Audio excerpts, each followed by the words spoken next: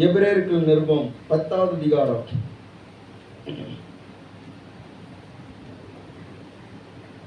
27வது வசனம் 28வது வசனம்.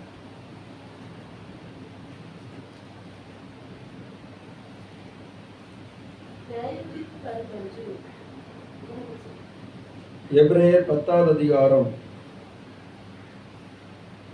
37-38. வருகிறவர் இன்னும் கொஞ்ச காலத்தில் வருவார். தாமதம் பண்ணார். விசுவாசத்தினால் நீதிமான் பிழைப்பான். பின்வாங்கி போவானானால் அவன் மேல் என் ஆத்துமா பிரியமா இராது என்கிறார். அல்லேலூயா, ஆமென். வருகிறவர் இன்னும் கொஞ்ச காலத்தில் வருவார், தாமதம் பண்ணார். இது எப்பொழுது சொல்லப்பட்டது? இந்த எபிரேய நிருபம் எழுதப்பட்டு கிட்டத்தட்ட 2000 ஆண்டுகள் பக்கத்துல நெருங்கி வருகிறது. அப்பொழுதே இந்த எபிரேய நிருபத்தை எழுதின அந்த தேவ மனுஷன் சொல்லுகிறார், வருகிறவர் இன்னும் கொஞ்ச காலத்துல வருவார், தாமதம் பண்ணார். அல்லேலூயா, அல்லேலூயா. அப்போ அந்த 2000 ஆண்டுகளுக்கு அந்த சமீபத்தில் எழுதப்பட்ட அப்பொழுது இந்த காலத்திலேயே இந்த வார்த்தை வருகிறவர் இன்னும் கொஞ்ச காலத்துல வருவார், தாமதம் பண்ணார். ஆனால் இதுவரைக்கும் வரவில்லை. அல்லேலூயா, ஸ்தோத்திரம். அவர் தாமதம் பண்ணார் சொல்லி அப்பொழுதே சொல்லப்பட்டிருந்தது. ஆனால் இப்பொழுது அதிகமாக அந்த வார்த்தையை நாம் எடுத்துக்கொள்ள வேண்டும். அதைவிட தீவிரமாக அவர் சீக்கிரம் வருவார். அல்லேலூயா. இயேசு கிறிஸ்து வருவாரா? அவர் வருவார் என்கிற தீர்க்க தரிசனம் ஆதியாகமத்திலே வெளிப்பட்டது. அதே போல இயேசு கிறிஸ்து இந்த பூமியிலே மனிதனாக வந்தார், பாவத்துக்கான பலியாக தம்மை ஒப்பு கொடுத்தார். எல்லாம் அப்படியே நிறைவேறினது. நிறைவேறின இடங்கள் அப்படியே, ஸ்தோத்திரம், அது நமக்கு காட்சிக்காக அல்லது நாம் இன்னும் விசுவாசிப்பதற்காக வைக்கப்பட்டிருக்கிறது. அதே நேரத்தில் இயேசு மரணத்தை ஜெயித்து எழுந்திருப்பார் என்பதும் உரைக்கப்பட்டது, அதுவும் நிறைவேறினது. அல்லேலூயா. இயேசுவின் கல்லறை இப்பொழுதும் திறந்திருக்கிறது. அங்கே ஒரு வார்த்தை எழுதப்பட்டிருக்கிற, அவர் இங்கே இல்லை, அவர் உயிர் தெழுந்தார் என்று சொல்லி எழுதப்பட்டிருக்கிறது. அல்லேலூயா, ஸ்தோத்திரம். அப்படியானால் இந்த வேத புஸ்தகத்திலே, இந்த வசனத்திலே அதை தொடர்ந்து சொல்லப்பட்டிருக்கிற வார்த்தை என்னன்னு சொன்னால், விசுவாசத்தினால் நீதிமான் பிழைப்பான், பின்வாங்கி போவானானால் அவன் மேல் என் ஆத்துமா பிரியமா இராது என்று சொல்லப்பட்டிருக்கிறது. அப்படியானால் வருகிறவர் இன்னும் கொஞ்ச காலத்தில் வருவார் என்று சொன்ன அந்த வார்த்தையை நம்பி, அவர் வருகிறதை நம்பி வாழ்ந்த, விசுவாசத்தினால் வாழ்ந்த நீதிமான்கள் பிழைத்திருக்கிறார்கள். அதே தான் இந்த நாட்களில் நமக்கு சொல்லப்படுகிறது, விசுவாசத்தினால் நீதிமான் பிழைப்பான். அல்லேலூயா. நம்ம எப்படி பிழைக்க போறோம்? நம்ம எப்படி தப்ப போறோம்? எப்படி தப்பி பிழைக்க போகிறோம் என்று சொல்லி பலவாறாக நம்ம யோசிக்கிறது உண்டு. விசுவாசத்தினால் நீதிமான் பிழைப்பான் என்று சொல்லப்பட்டிருக்கிறது. அப்போ மற்றவர்கள் பிழைக்கிறதற்கும் நம்ம பிழைக்கிறதுக்கும் வித்தியாசம் இருக்கிறது. மற்றவர்கள் தங்களுடைய பலத்தினால், தங்களுடைய பணத்தினால், தங்களுடைய திறமையினால், தங்களுடைய எல்லா செல்வாக்குகளை வைத்து பிழைப்பார்கள். ஆனா நீதிமானுக்கு பிழைப்புக்கு ஒரே ஒரு வழி இருக்கிறது, விசுவாசத்தினால்தான் அவன் பிழைக்க முடியும். அல்லேலூயா, ஒரு அல்லேலூயா. விசுவாசம் இல்லைன்னு சொன்னா கிறிஸ்தவ வாழ்க்கை வாழவே முடியாது. விசுவாசம் இல்லைன்னு சொன்னா கிறிஸ்தவ வாழ்க்கை வாழவே முடியாது. விசுவாச வாழ்க்கை வாழ முடியாது. நீதிமான் என்கிற ஸ்தானத்தில் நம்ம வாழ முடியாது. என்ன நீதிமான் சொல்லி ஆண்டவர் நம்மளை வைத்திருக்க காரணம் என்ன சொன்னா, நம்ம இயேசுவை விசுவாசித்ததினால தான் நம்ம நீதிமான்கள் ஆக்கப்பட்டிருக்கிறோம். அப்போ விசுவாசத்தினால தான் நம்ம நீதிமான்கள் ஆக்கப்பட்டிருக்கிறோம். அந்த விசுவாசத்தை நாம் முடிவு வரைந்து காத்து கொள்ள வேண்டும். அந்த விசுவாசம் நமக்கு ஒவ்வொரு நாளும் பிழைப்புக்கு வழி திறந்து கொண்டே இருக்கிறது, பிழைக்க பண்ணிக்கொண்டே இருக்கிறது. அல்லேலூயா. பாருங்க, மற்றவங்களுக்கு இருக்கிற போராட்டத்தை விட தேவ பிள்ளைகளுக்கு இருக்கிற போராட்டம் அதிகமா இருக்கு. வேதம் சொல்லி இருக்கிறது, 2 தீமோத்தேயுவின் புஸ்தகம் 2வது அதிகாரம் 12வது வசனம் சொல்லப்பட்டிருக்கிறது. வாசிக்கலாம்.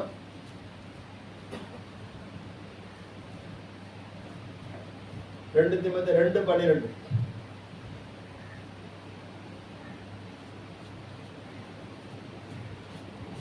எடுக்கலையா?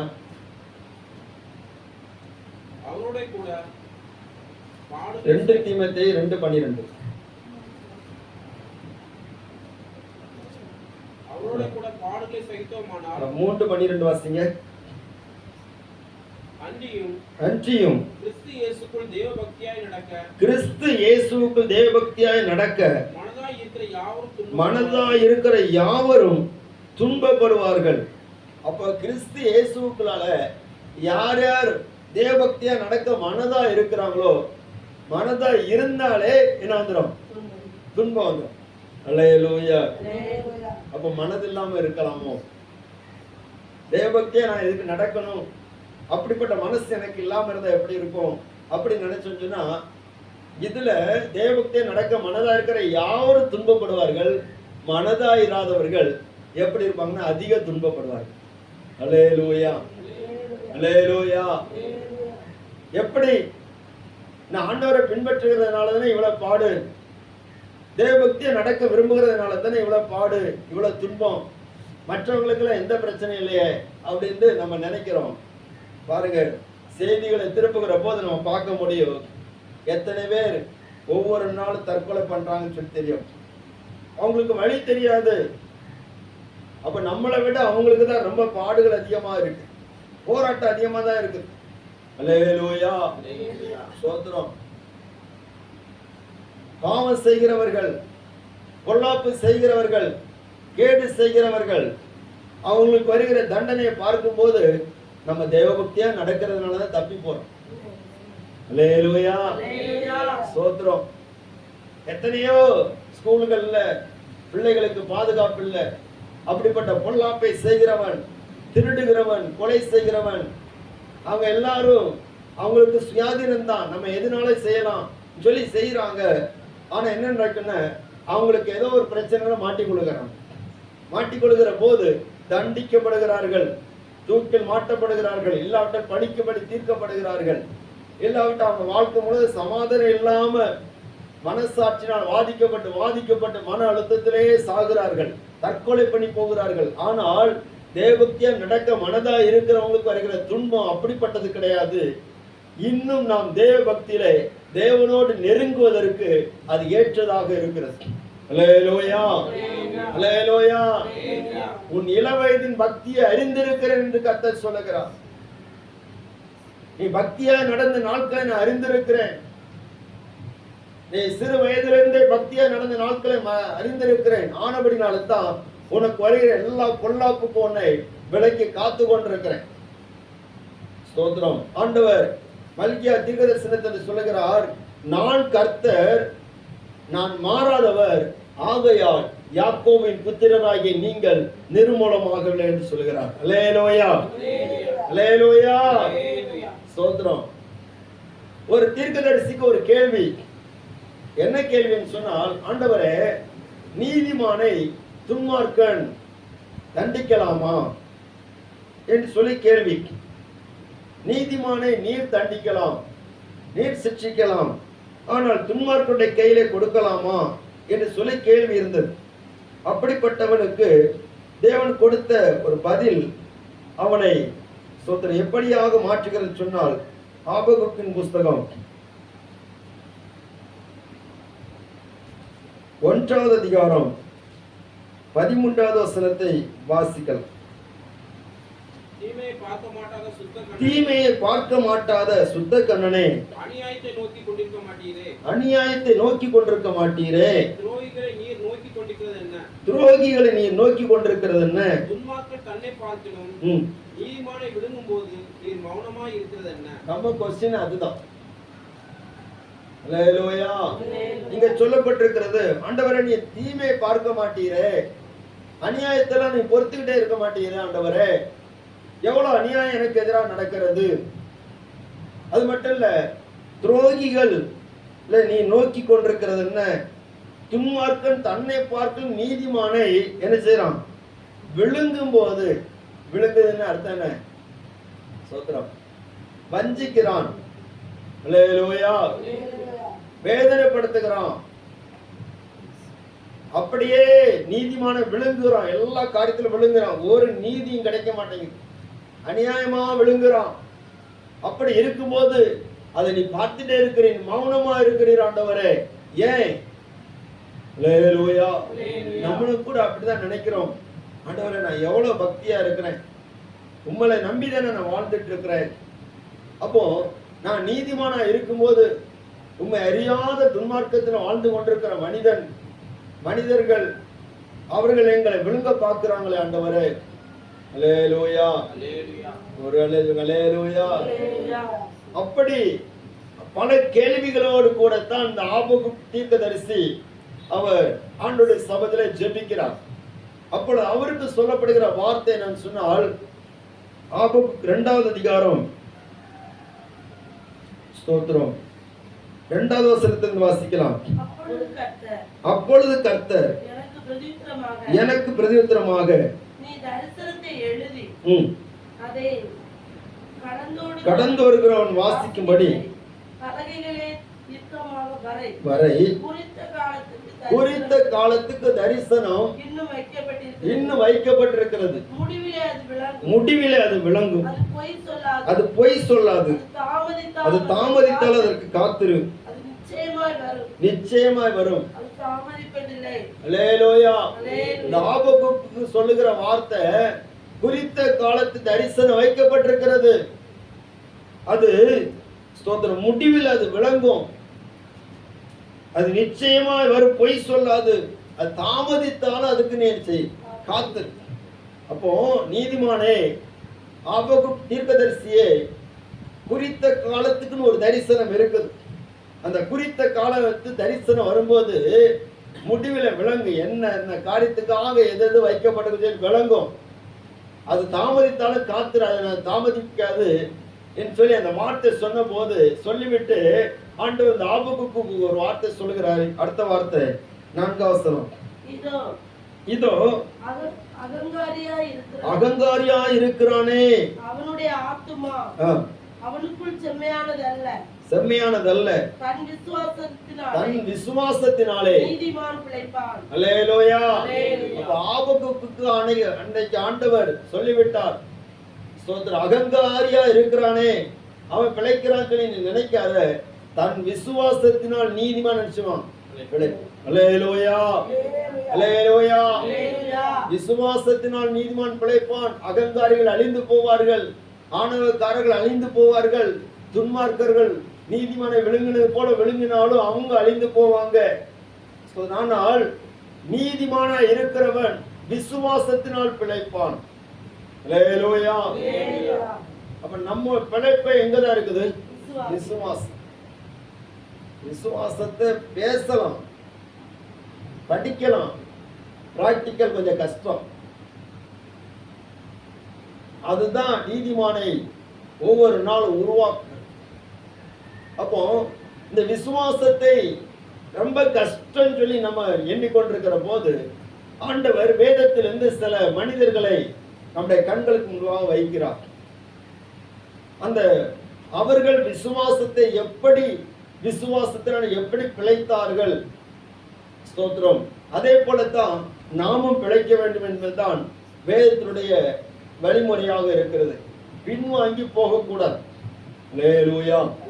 ஏன்னு சொன்னால் மனுஷகுமாரன் வரும் நாட்களிலே அவர் முதலாவது எதை தேடுவார்னா விசுவாசத்தை தேடுவார். விசுவாச துரோகம் ஏற்படும். நிறைய பேருக்கு விசுவாசமே போயிருது. ஸ்தோத்திரம். ஒவ்வொருத்தரையா பார்க்கும்போது விசுவாசம் போயிருது. இன்னும் நிறைய பேருக்கு விசுவாசத்தை கண்டாலே பயமா இருக்கு. ஏன்னு சொன்னா கிறிஸ்தவங்களை பார்த்தாலே விசுவாசம் போயிருது. அல்லேலூயா. உண்மையிலே சில விசுவாசிகளை பார்த்தாலே விசுவாசம் போயிருது. உண்மையிலே இவங்க விசுவாசியான்னு சொல்லி தோணுது. உண்மையிலே இவங்க ஊழியக்காரங்களா தோணுது.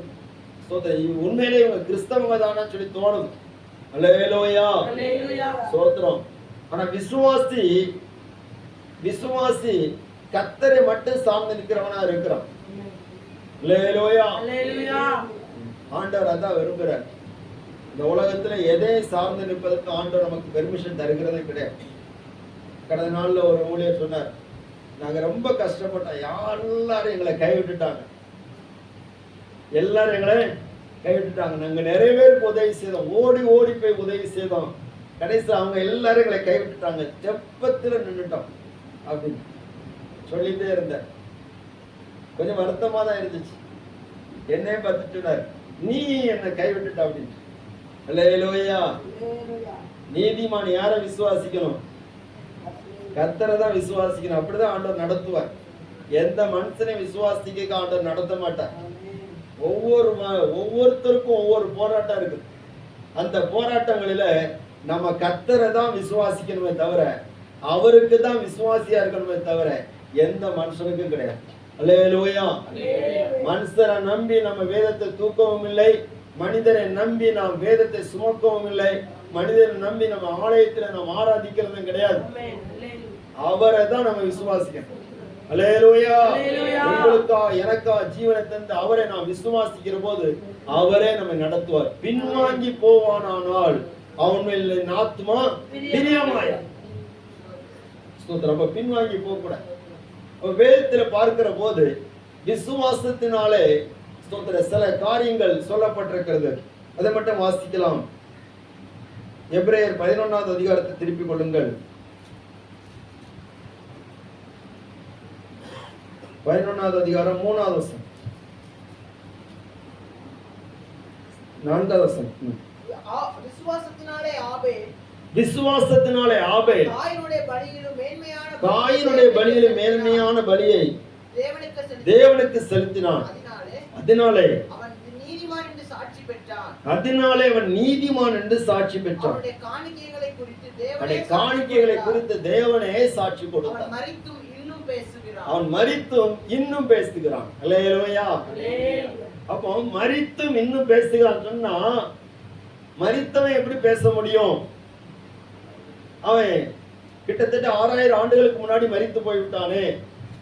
பூமியில பிறந்த 2வது மனிதன், கொலை செய்யப்பட்ட 1வது மனிதன். அல்லேலூயா. பூமியில சிந்தப்பட்ட முதல் மனிதனுடைய ரத்தம் யாருடைய ரத்தம் சொன்னா, ஆபேலுடைய ரத்தம் சிந்தப்பட்டது. அந்த ஆபேலுடைய ரத்தம் தான் முதல் மனிதனுடைய ரத்தமாக சிந்தப்பட்டது பூமியில. அப்படிப்பட்ட அந்த ஆபேல் இன்னும் பேசுகிறான் என்று சொல்லப்பட்டிருக்கிறது.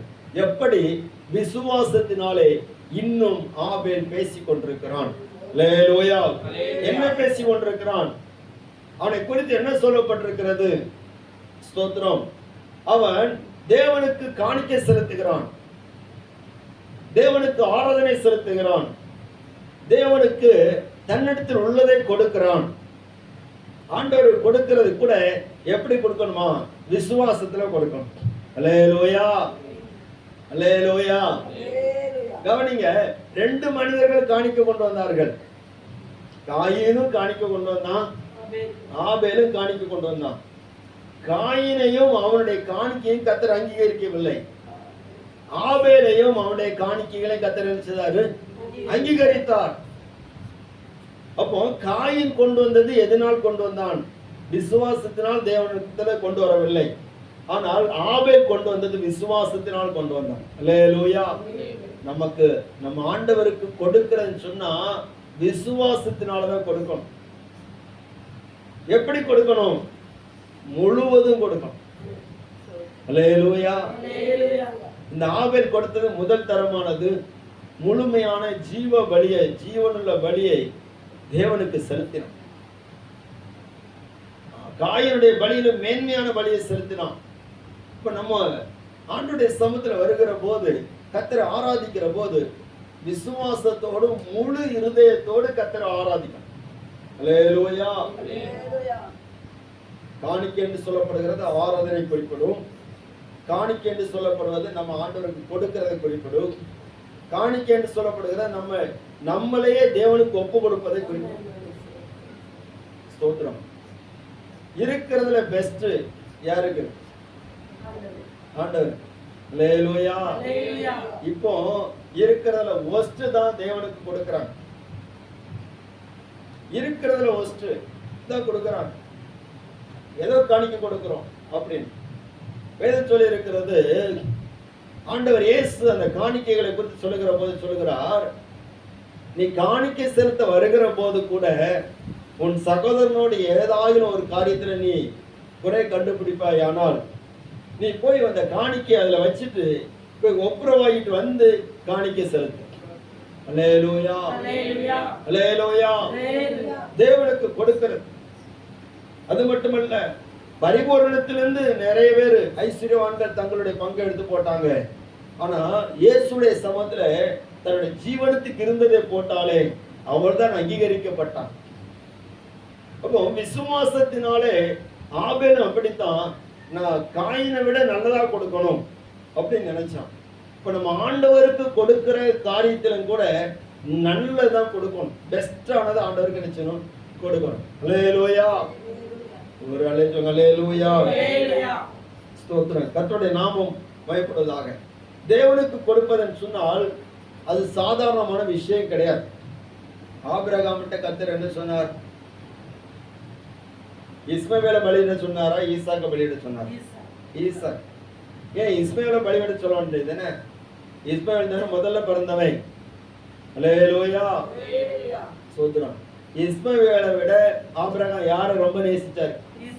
ஈசாக். இஸ்மவேலை பார்த்து ஆண்டவர் சொன்னாரு, என்ன சொன்னார் தெரியுமா? ஆதியாகமம் 21வது அதிகாரம். ஸ்தோத்திரம்.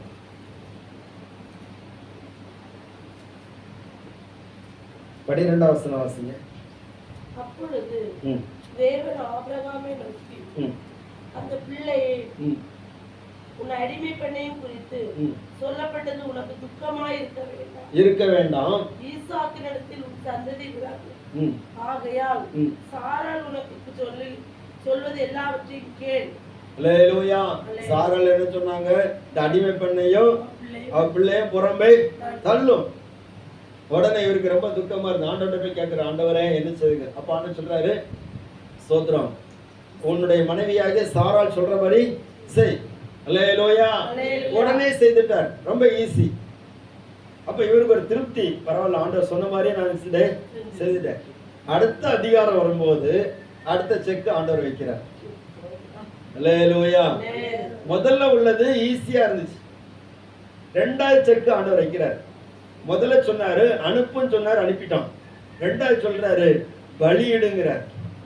அப்போ தேவனுக்கு கொடுக்கிறேன்னு சொன்னா நம்ம ஒரு காரியத்தை கொடுத்தா இன்னும் அவர் எதிர்பார்ப்பார். அல்லேலூயா, அல்லேலூயா. என்ன சொல்லுகிறாரு?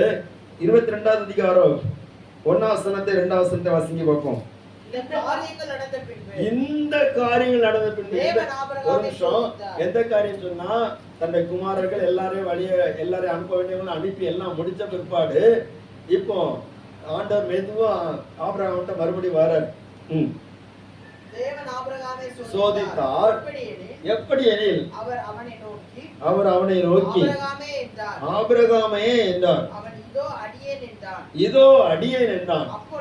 அப்பொழுது அவன் உன் புத்திரனும் ஏகசுதன் நேசகுமாரனுமாகிய ஈசாக்கை அழைத்து கொண்டு போய் மோரியா தேசத்துக்கு போய் அங்கே நான் உனக்கு குறிக்கும் மலைகள் ஒன்றின் மேல் அவனை தகனபலியாக பலியிடு என்றார். அல்லேலூயா. அப்ப நம்ம எதை அதிகமா நேசிக்கிறோமோ அதை தான் ஆண்டவருக்கு முன்னாடி வைக்க வேண்டியிருக்கு. ஆண்டவர் அதை எதிர்பார்க்கிறார். உனக்கு எது பெஸ்டா தெரியுதோ அதை ஆண்டவருக்கு கொடுத்துரு. விசுவாசத்தினாலே ஆபேல் அதான் செய்தான்.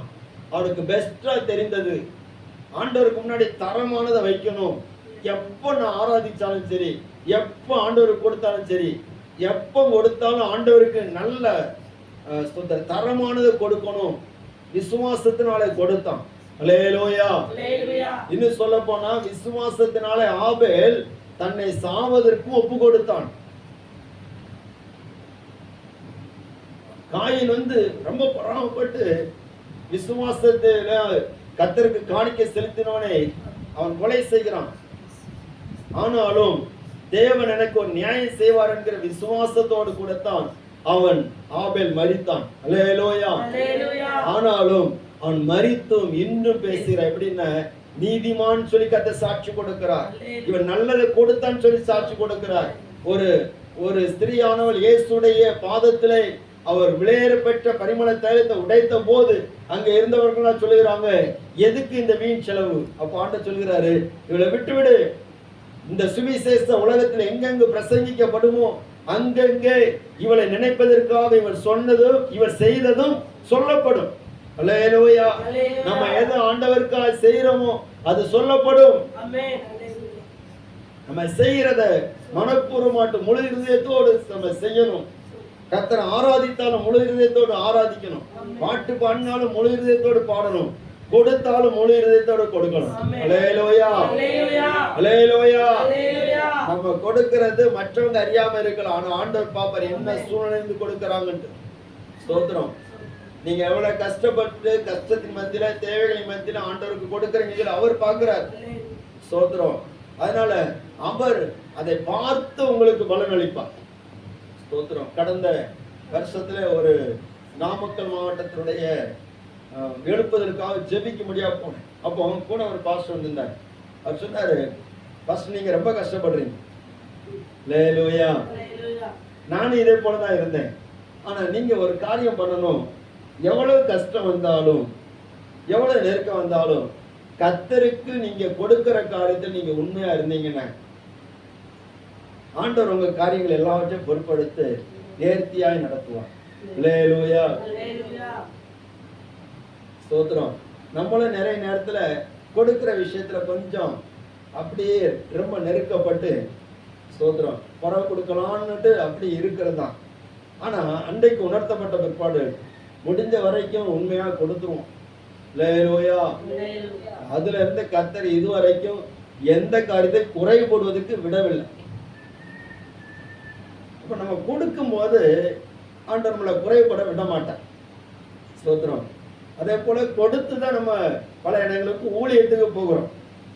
கூப்பிடுறாங்க, பாஸ்டர் நீங்க சாப்பாடுக்கு ஏதாவது பண்ணுங்க, ஸ்தோத்திரம், அந்த டிராவலுக்கு ஏதாவது பண்ணுங்க, நம்ம கொடுக்கிறோம், பிரயாசப்படுறோம். அல்லேலூயா. கொடுக்கும் போது கர்த்தரை நம்பி நம்ம கொடுக்கும் போது விசுவாசத்தினாலே கொடுக்கும் போது கர்த்தர் நமக்கு அதுக்குரிய பலனை தருவார். ஒரு கலத்துக்கு தண்ணீர் கொடுத்தா கூட அதுக்குரிய பலனை அடையாமல் போக மாட்டோம். விசுவாசத்தினாலே ஆபேல் காயினுடைய பலியிலும் மேன்மையான பலியை தேவனுக்கு செலுத்தினான். நம்ம வாழ்றது கொஞ்ச நாட்கள், நம்மளால் ஆண்டவருக்கு என்ன பலி செலுத்த முடியும்? நம்ம வாழ்க்கையே அவருக்கு ஜீவ பலியாக மற்றவங்களை விட நம்ம ஒருபடி மேல கொடுப்பதற்கு அந்த விசுவாசத்தை இன்னும் கட்டி எழுப்புவோம். அல்லேலூயா. அல்லேலூயா. இன்னும் நிறைய சொல்லலாம், சமயம் குறைவா இருக்கிறபடினால வேகமா போகிறேன். ஸ்தோத்திரம். எபிரேயர் 11வது அதிகாரம் 5வது வசனம் 6வது வசனம்.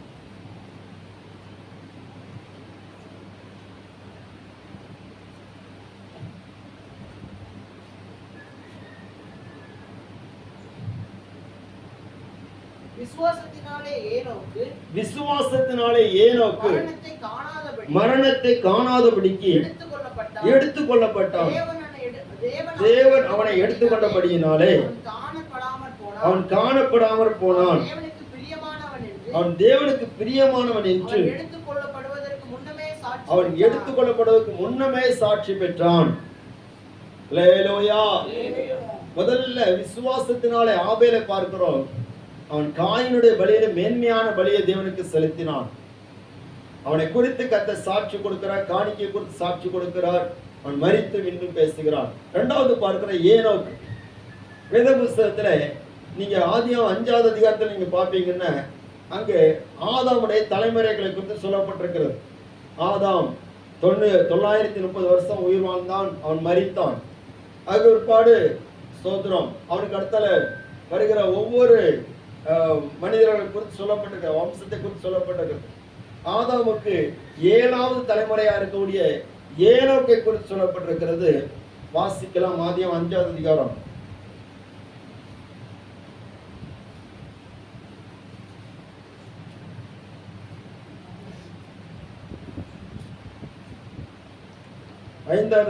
19வது வசனத்தில் வாசிக்கலாம். ஏனோக்கை பெற்ற பின் 800 வருஷம் உயிரோடு இருந்து குமாரரையும் குமாரத்திகளையும் பெற்றான். யாரேதுடைய நாளெல்லாம் 962 வருஷம் அவன் மரித்தான். ஏனோக்கு 65 வயதான போது மெத்துசலாவை பெற்றான். ஏனோக்கு மெத்துசலாவை பெற்ற பின் 300 வருஷம் தேவனோடு சஞ்சரித்துக் கொண்டிருக்கும் குமாரரையும் குமாரத்திகளையும் பெற்றான். ஏனோக்குடைய நாளெல்லாம் 365 வருஷம். ஏனோக்கு தேவனோட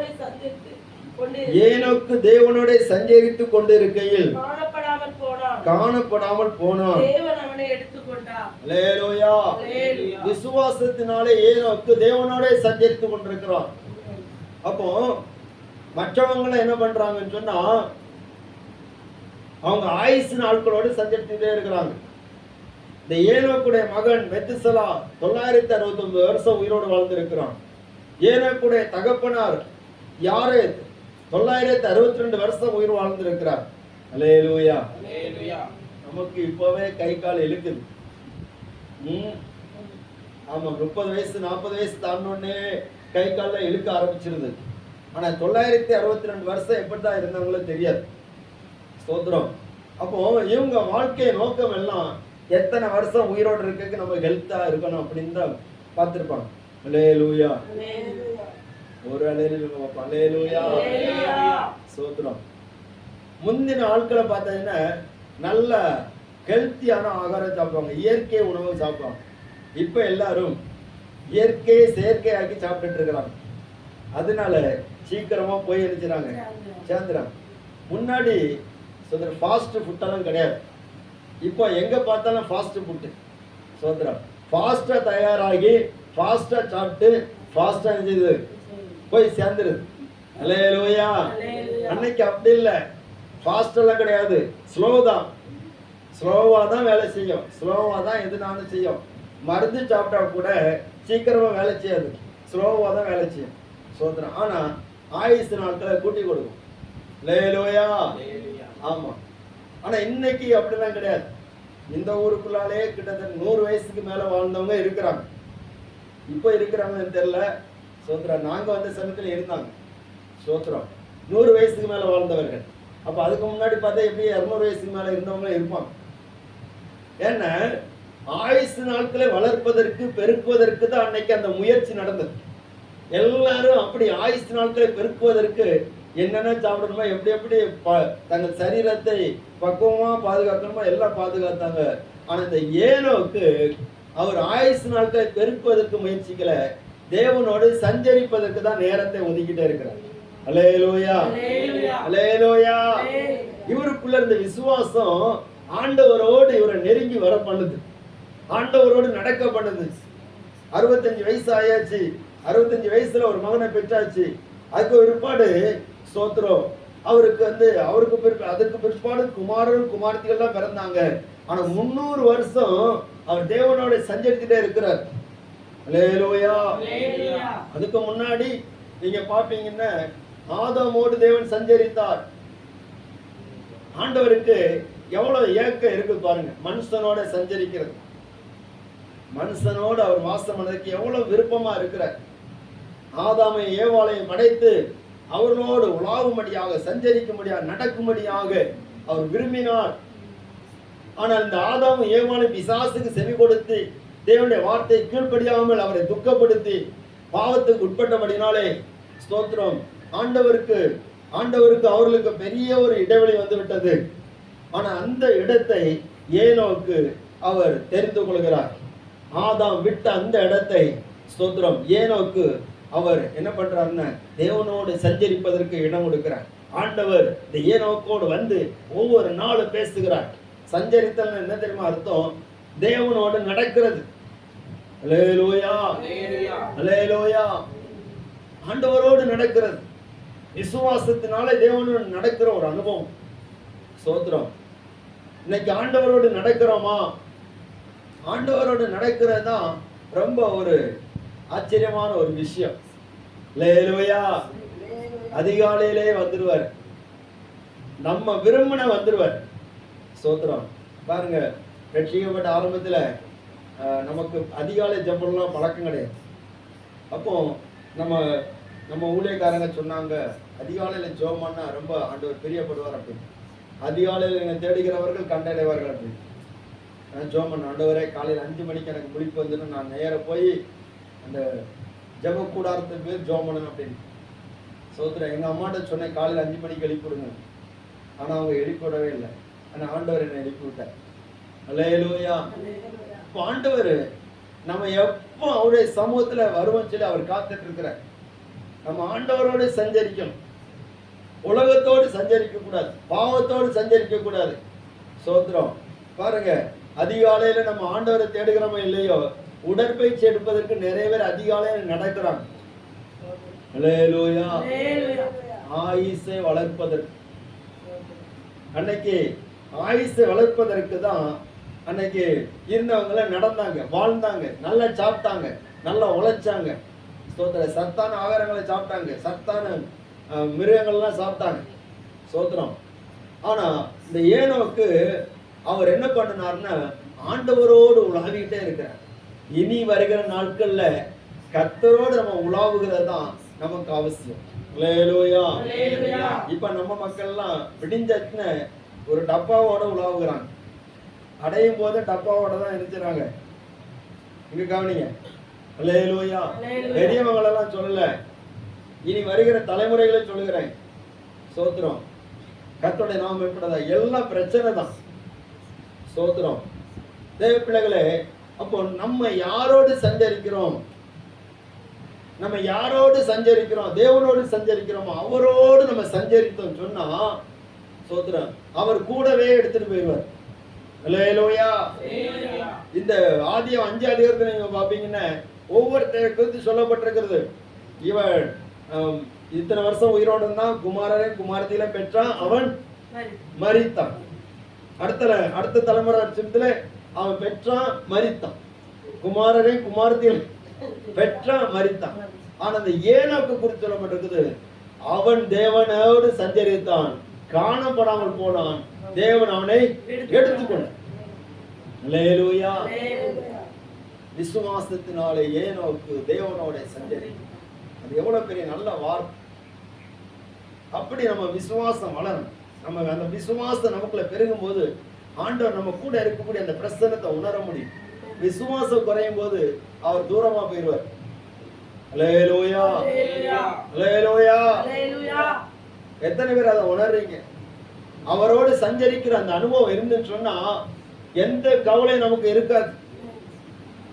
அதுக்கு நம்ம கரிசனை இல்லாம இருப்போம்னு சொல்லி அர்த்தம் இல்ல. பாருங்க, இந்த மெத்துசலா பிறந்த போது மெத்துசலான்னு என்ன அர்த்தம் தெரியுமா? அவன் நாட்கள் முடியும் போது ஆபத்து வரும் சொல்லி அர்த்தம். அல்லேலூயா. மெத்துசலா 969 வருஷம் உயிரோடு இருந்தான். அவன் சாகுற சமயத்துல தான் ஜலப்பிரளயம் வந்தது. மெத்துசலா சாகுற போதுதான் என்ன வந்தது? ஜலப்பிரளயம் வந்தது. அப்போ இந்த ஏனோக்கு அதை முன்னறிவித்து தான் அவர் சொல்கிறார், அநேகமாயிரம் பரிசுத்தவான்களோடு கூட கர்த்தர் நியாயத்திற்கு வருகிறார் அப்படின்னு யூதாவில் எழுதப்பட்டிருக்கிறார். அப்ப அவரோடு சஞ்சரித்தால் நடக்கிற காரியத்தில் அவர் வெளிப்படுத்துவார், பேசிக்கிட்டே இருப்பார். சஞ்சரித்தல்னா ஒரு நண்பனை போல அவர் நம்மோடு பேச விரும்புகிறார். அல்லேலூயா. நண்பனை போல. நம்ம அவர்கிட்ட பேசுறதை விட மற்றவங்களோட பேசுறது ரொம்ப நேரம் இருக்கு. மனுஷரோட பேசுறது நிறைய நேரம் இருக்கு.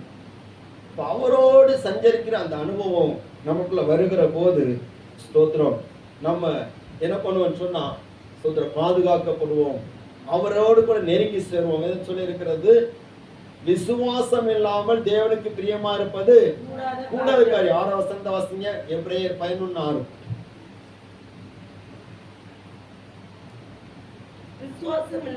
விசுவாசம் இல்லாமல் தேவனுக்கு பிரியமா இருப்பது கூடாத காரியம். ஏனென்றால் தேவனிடத்தில் சேருகிறவன் அவர் உண்டென்றும் தம்மை தேடுகிறவர்களுக்கு பலன் அளிக்கிறவர் என்றும் விசுவாசிக்க வேண்டும். அல்லேலூயா. விசுவாசமே இல்லாட்ட எப்படி தேவனுக்கு பிரியமா இருக்க முடியும்? என்ன விசுவாசம் வேணும்? முதல்ல தேவன் இருக்கிறாருன்னு விசுவாசம் வேணும். அல்லேலூயா. எத்தனை பேருக்கு ஆண்டவர் இருக்கிறாருன்னு விசுவாசம் இருக்கு? சோத்திரம். ஒருத்தன் சொன்னா உங்க கடவுள் இருக்காருன்னா காட்டு அப்படின்னு. அல்லேலூயா. கடவுள் இல்லைன்னு சொல்லக்கூடிய ஒரு கூட்டம் இருக்குது. படித்தவங்க கூட்டம் இருக்குது, படிக்காத கூட்டம் இருக்கு. கடவுள் இருக்கிறான்னு சொல்லி நேரடியா காட்டியாச்சுன்னா அவன் இருக்க மாட்டான். அல்லேலூயா. மின்சாரம் இருக்குதா இல்லையான்னு சொல்லி நேரடியா காட்டணும்னு சொன்னா கஷ்டம்தான். அல்லேலூயா. ஆமா, இந்த கரண்ட், இந்த கம்பியில கரண்ட் போதா இல்லைன்னு சொல்லி நேரடியா காட்டணுமா? நேரடியா பார்க்க விரும்புறியா? பாரு. சோத்திரம். நம்ம உயிர் இருக்குதா இல்லையான்னு சொல்லி நேரடியா பார்க்க விரும்புறோமா? அல்லேலூயா. அதெல்லாம் தெரியாது. சோத்திரம்.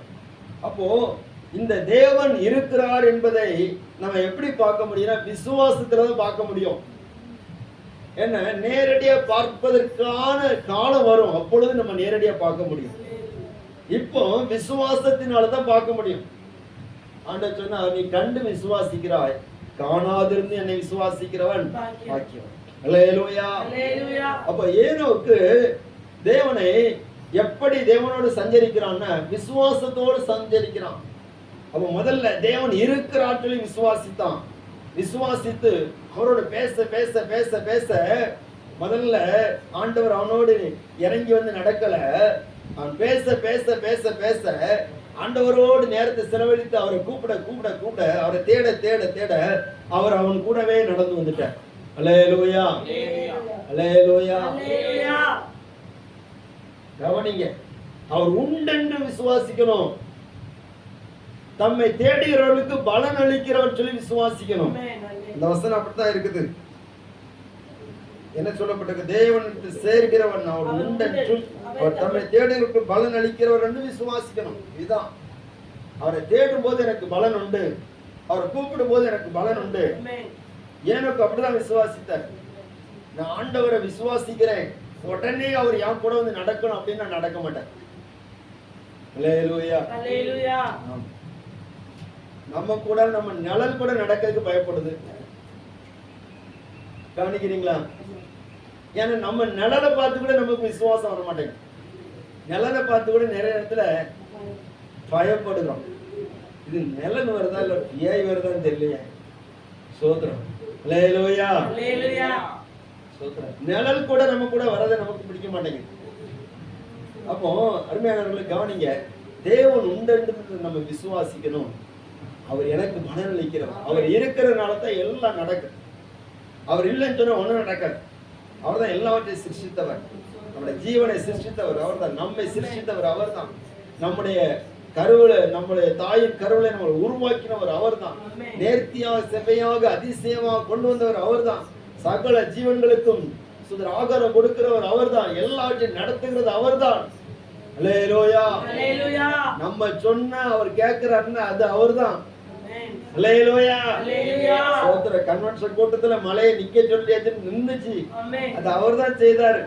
அல்லேலூயா. அல்லேலூயா. வியாதி சுகமாகும் சொன்னா சுகமாகுது, அது அவர் தான் செய்கிறார். நம்ம ஜெபம் பண்றோம், ஜெபம் பண்ணும்போது கூட நடக்குமா நடக்காதுங்கிற ஒரு மனசுல ஒரு போராட்டம் இருக்குது. ஆனா நம்ம ஜெபம் பண்ற மாதிரி நடக்கு பத்தியல, அது எப்படி நடக்குன்னு அவர் செய்யறதுனாலதான் நடக்கும். ஒரு அலையிலும் அல்லேலூயா. தேவனோட சஞ்சரித்து கொண்டிருக்கிறான், ஆண்டவரோடு பேசிக்கிட்டே இருக்கிறான், ஆண்டவரோடு நடக்கிறான். அப்போ ஆண்டவர் பார்க்கிறாரு, முதல்ல விசுவாசித்து அவர் உண்டன்னு சொல்லி விசுவாசித்து அவரை தேட ஆரம்பித்தவன் இப்போ அவர் கூட வந்துட்டாரு. இப்போ அவரோட பேசி பேசி பேசி பேசி பேசி மரணத்தையே பார்க்க முடியாதபடிக்கு ஆண்டவர் பரலோகத்துக்கு அவனை எடுத்துக்கொண்டு போய்விட்டான். அல்லேலூயா. இதுதாங்க ஆவிக்குரிய அனுபவம். விசுவாசத்தினால நீதிமான் பிழைப்பான், விசுவாசத்தினால ஆபேல் பிழைத்தான், விசுவாசத்தினால ஏனோக்கு பிழைத்தான். மூன்றாவது இன்னொரு காரியத்தை சொல்ல விரும்புகிறேன். ஸ்தோத்திரம். 7வது வசனத்தை வாசிங்க. விசுவாசத்தினாலே விசுவாசத்தினாலே நோவா தற்காலத்திலே நோவா தற்காலத்திலே காணாதவளை குறித்து தேவ எச்சரிப்பு பெற்று பயபக்தி உள்ளவனாகி தன் குடும்பத்தை ரட்சிப்பதற்கு வேலையை உண்டு பண்ணினான். அதனாலே அவன் உலகம் ஆக்கணைக்குள்ளாதன் என்று தீர்த்து விசுவாசத்தில் உண்டாகும் நீதிக்கு சுதந்திரவழியானான். அல்லேலூயா. அல்லேலூயா. இது எல்லாமே ஒவ்வொரு பைபிள் ஸ்டடிக்கு வரக்கூடிய வார்த்தைகள். ஆண்டவர் இந்த வார்த்தை உங்களுக்கு சொல்லும்படியா என்னோட மனதில் ஒரு ஏவுதலை தந்தார். அது எனக்கும் ரொம்ப பிரயோஜனமா இருக்கு. உங்க விசுவாசத்தினாலே ஆபேல் தேவனுக்கு மேன்மையான பலியை தேவனுக்கு செலுத்தினான். விசுவாசத்தினாலே ஏனோக்கு தேவனோட சஞ்சரித்தான். விசுவாசத்தினாலே நோவா தற்காலத்திலே காணாதவளை குறித்து தேவ எச்சரிப்பு பெற்று தன்னுடைய குடும்பத்தை ரட்சித்தான். அல்லேலூயா. அல்லேலூயா. ஸ்தோத்திரம். தம்மை தேடுகிறவர்களுக்கு பலன் அளிக்கிறவர் மட்டுமல்ல, தம்மை தேடுகிறவர்களை பாதுகாக்கிறவரும் கூட. நல்ல கவனிங்க. ஸ்தோத்திரம். ஆதாமுக்கு 7ஆம் தலைமுறையாகிய ஏனோக்கு, ஸ்தோத்திரம், ஏனோக்குடைய நாட்கள்ல ஆதாம் இருந்தார். அல்லேலூயா. ஆமா, ஏனோக்குடைய நாட்கள்ல தான் ஆதாம் மரித்தது. 930 வருஷம். நீங்க கணக்கு போட்டு பார்த்தா தெரியும். அப்போ இந்த ஏனோக்கு தன்னுடைய வம்சத்துல வந்த நோவாவுக்கு தேவனுடைய வார்த்தையை சொல்லுகிறார். என்ன சொல்லுகிறார்? அநேகமாயிரம் பரிசுத்தவான்களோடு கூட அவபக்தி உள்ளவர்களை நியாயத்துக்கு முடியாது கர்த்தர் என்ன செய்ய போறாரு? வரப்போகிறார். இந்த வார்த்தை யூதாவுல இருக்குது. இந்த வார்த்தையை கேட்கிறார். அப்போ நோவாவுக்கு முன்னாடி லாமேக்கு இருக்கிறார், லாமேக்கு முன்னாடி மெத்துசலா இருக்கிறாரு, இன்னும் அநேகர் இருக்கிறாங்க. எல்லாரும் இந்த வார்த்தையை கேட்கிறாங்க. ஆனா நோவாவுக்கு மட்டும் இந்த வார்த்தை தனியாக வருகிறது. நோவாவை குறித்து சொல்லப்பட்டிருக்கிறது. நோவாவின் வம்ச வரலாறு. ஸ்தோத்திரம். நோவாவுக்கு கர்த்தருடைய கண்கள் என்ன செய்தது? கிருபை கிடைத்தது. அவன் தன் காலத்தில் இருந்தவர்களுக்குள்ளே நீதிமானாய் இருந்தான். அப்ப நீதிமானாய் இருந்த அந்த நோவாவை கர்த்தர் என்ன செய்யறாருன்னு கர்த்தர் அவனோடு பேசுகிறார். என்ன பேசுகிறார்? நோவா, நான் பூமியை அழிக்க போகிறேன். ஒரு எச்சரிப்பு வருகிறது. இன்னைக்கு மற்றவர்களுக்கு எச்சரிப்பு வருகிறதோ இல்லையோ, நமக்கு எச்சரிப்பு வருது. அல்லேலூயா.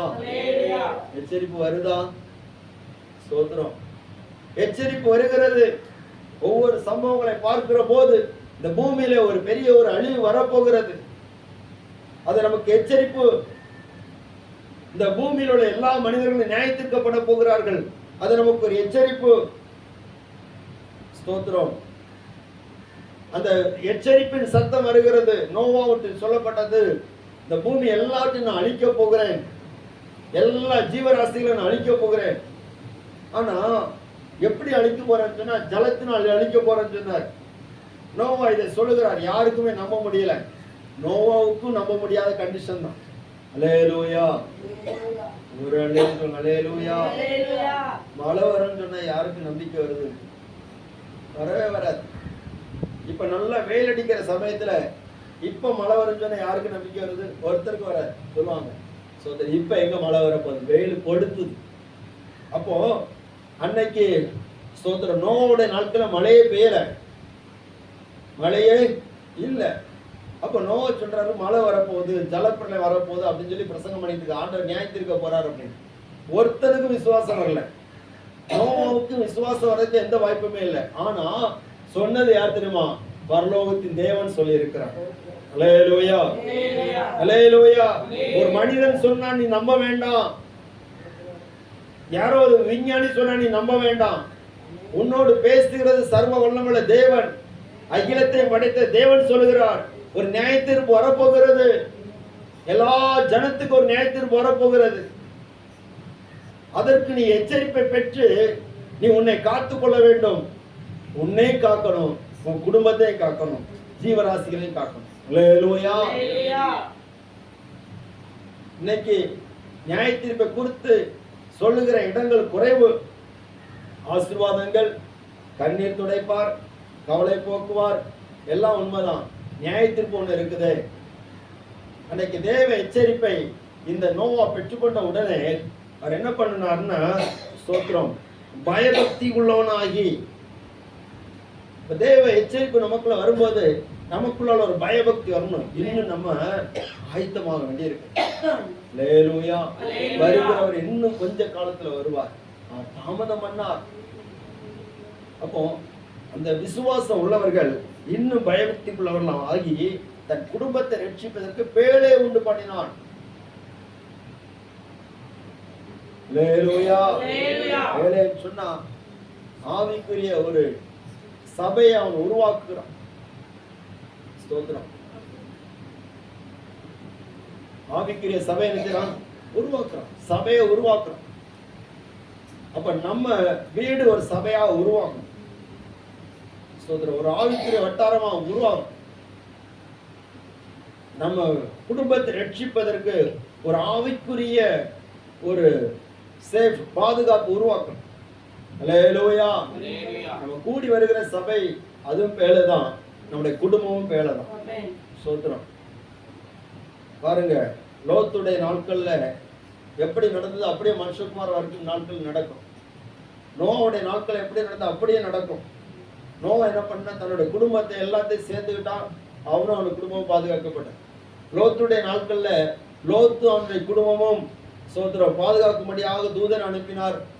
எல்லாரும் சேர்ந்து சோதமை விட்டு வெளியே போகும்படியாக எச்சரிப்பு கிடைத்தன வெளியே போனாங்க. ஒரே ஒருத்திக்கு மட்டும் வெளியே போக மனசு இல்லை. அல்லேலூயா.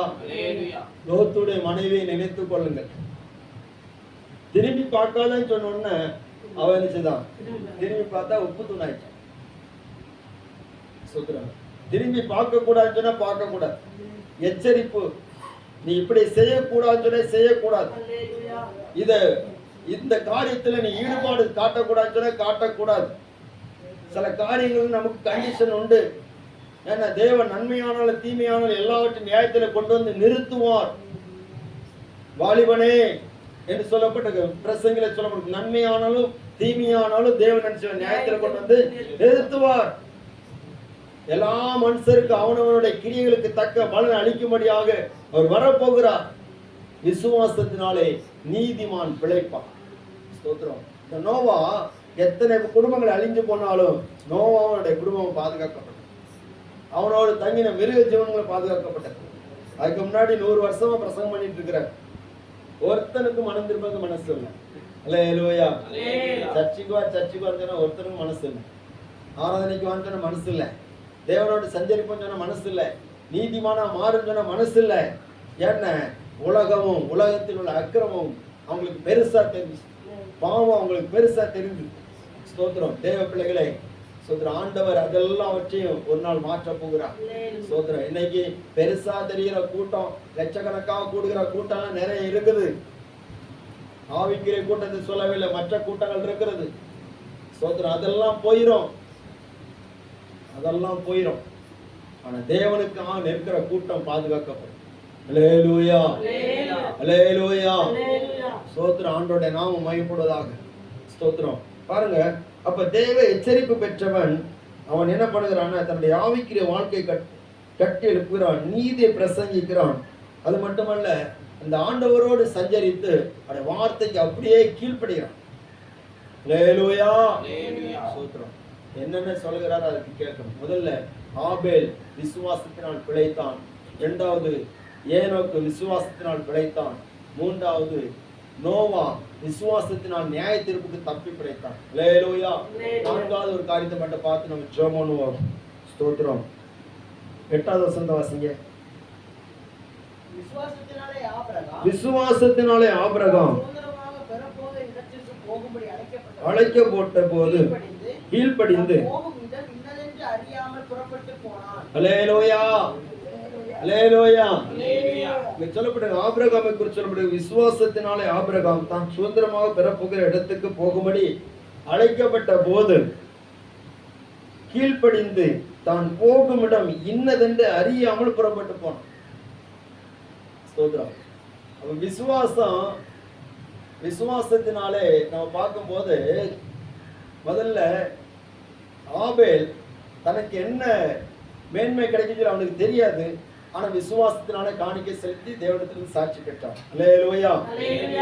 ஏனோக்கு அவன் தேவனை காணவில்லை, ஆனால் தேவன் உண்டென்று சொல்லி விசுவாசித்ததினால சஞ்சரித்து தேவனால் எடுத்துக்கொள்ளப்பட்டான். அல்லேலூயா.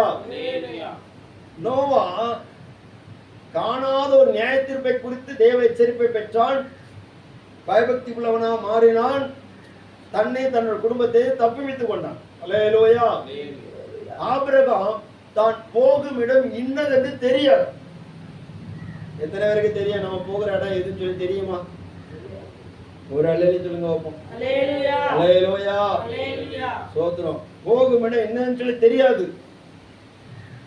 பரலோகம் சொல்லி கேள்விப்பட்டிருக்கிறோம், பரலோகம் எப்படி இருக்குன்னு தெரியாது. ஸ்தோத்திரம். அல்லேலூயா. ஸ்தோத்திரம். கேள்விப்படுகிறோம், ஆனா எப்படி இருக்குன்னு தெரியாது. இந்த ஆபிரகாமுக்கு அது கூட தெரியாது. போகும் இடம் என்னன்னு சொல்லி தெரியாது, எங்க போறன்னு தெரியாது, எப்படி வாழ போறன்னு தெரியாது.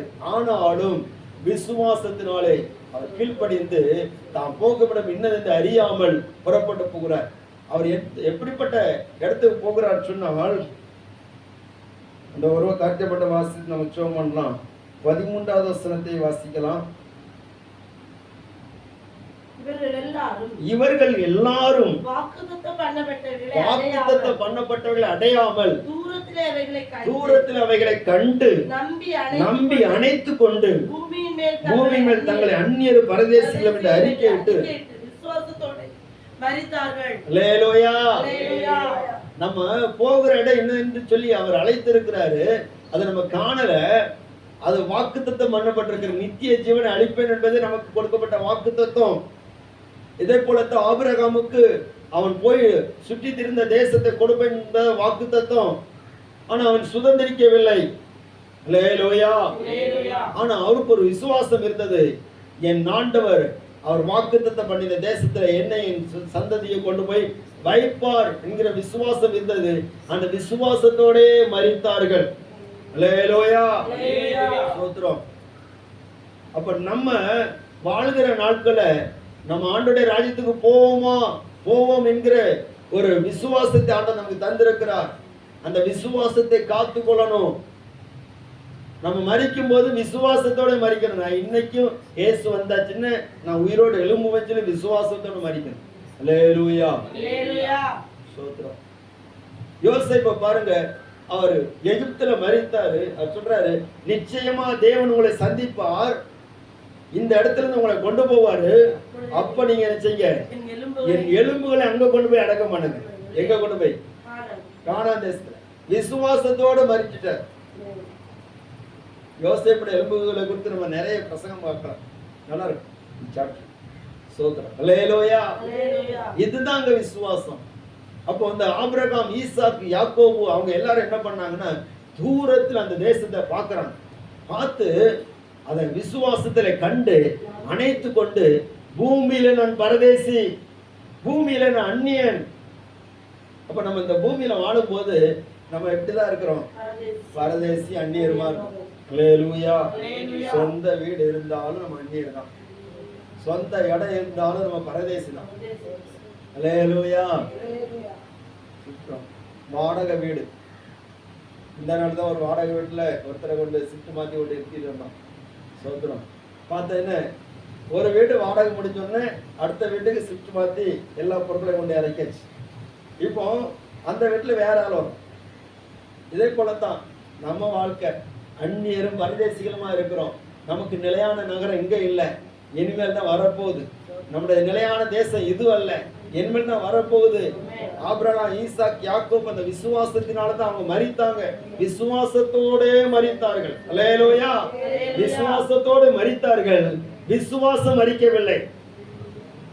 அந்த விசுவாசம் நாட்கள் வரும்போது அந்த நீதிமான் அப்படியே பிழைக்கப்படும். எக்காலம் துணிக்கும் போது இந்த விசுவாசம் என்ன பண்ணன, விசுவாசத்தோட மரித்த இல்ல, அந்த விசுவாசம் நாங்க உயிர்ப்பிக்கும். நம்ம எல்லாரும் ஜெபம் பண்ணுவோமா? நீ விசுவாசித்தால் தேவனுடைய மகிமையை காண்பாய் என்று நான் உனக்கு சொல்லவில்லையா? ஸ்தோத்திரம். எல்லாரும் ஜெபிப்போம். எழுந்து நின்று, விசுவாசத்தினால் நீதிமான் பிழைப்பான். 2 நிமிஷம் நம்ம ஜெபம் பண்ண போறோம்.